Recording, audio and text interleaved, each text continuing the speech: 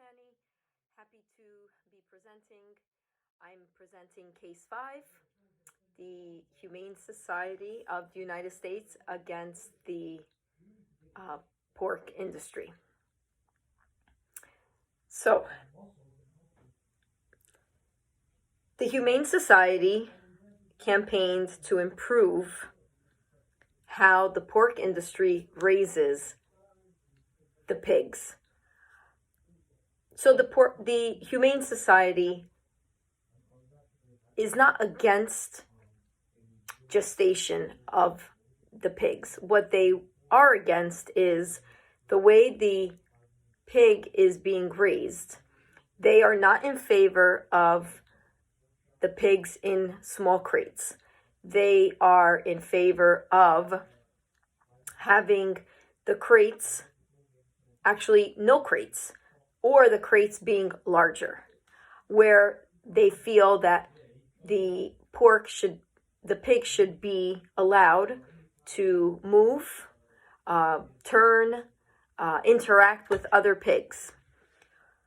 The pork industry was accused, and some of the accusations were that the pigs being confined in this small space can damage them psychologically, and the pig could become sick, where in turn then the consumer would be eating a pork that would be already sick.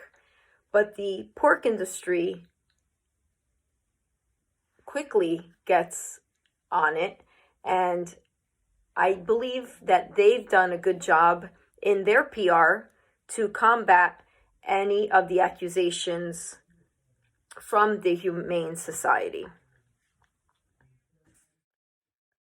The Humane Society used scientists to run reports on how it could affect the individual pigs if they're in small crates. They also did their own private investigating to some of the national pork growers, Smithfield being one of them.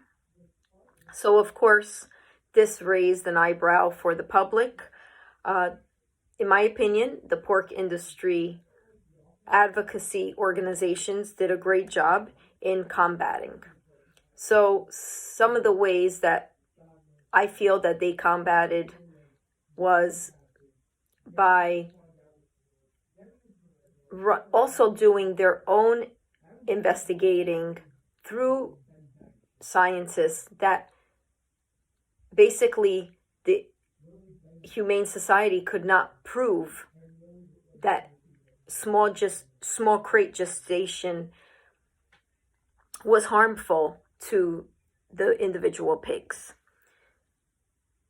I believe that the pork industry did a great job in their PR in combating their accusations, because they were very open and wanted to be very transparent in their farms, where they allowed for videos. So each time they would be challenged, they would not run from the challenge, but rather proved by a video, by ensuring the public that they would do farming. And now farming was at first presented by the Humane Society in a very negative light, where I feel that the pork industry did a great job of defending the new farming methods. So they combated the Humane Society by saying that although it sounds great that pigs should be along with other pigs and not so much in a small crate, they combated this by saying that not always it's a good idea, because animals can get and will get aggressive.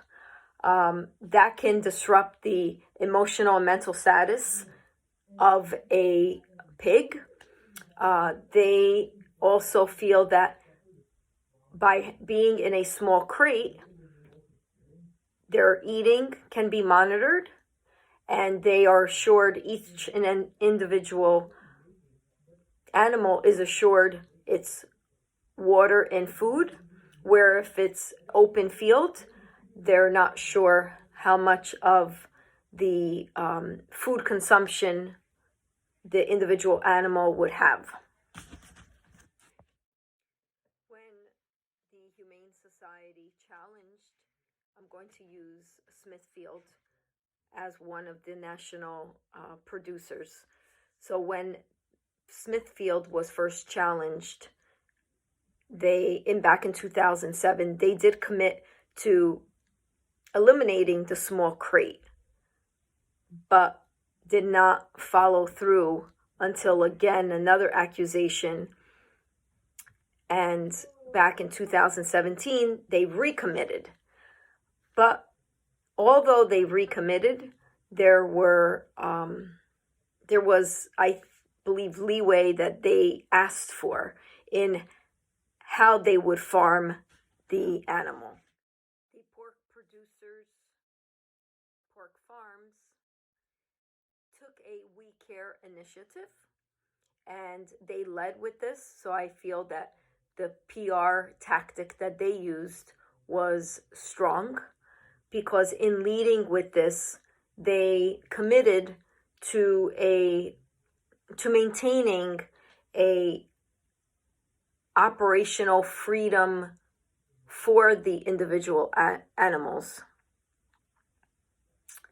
They stayed when I say they, the pork industry stayed very close to the public each time an accusation was presented, and they did a good enough job back to combat their accusations. So to sum this all up, in the end, the pork farmers have made a commitment to responsibly farm.